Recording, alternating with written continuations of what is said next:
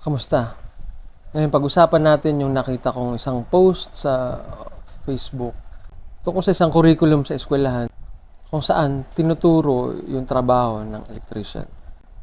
So, ito yung post na yun. So, hindi naman nagpakilala yung bata dyan. Siya ba yung bata o siya yung nagpicture?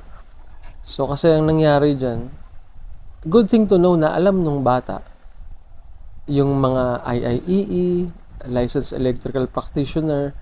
Okay, so kasi, ibig sabihin, alam niya yung ginagawa niya. So, nabanggit pa niya dyan na dapat supervised sila ng isang registered master electrician. So, dito sa Pilipinas, the least license na meron ng isang electrical practitioner is yung registered master electrician.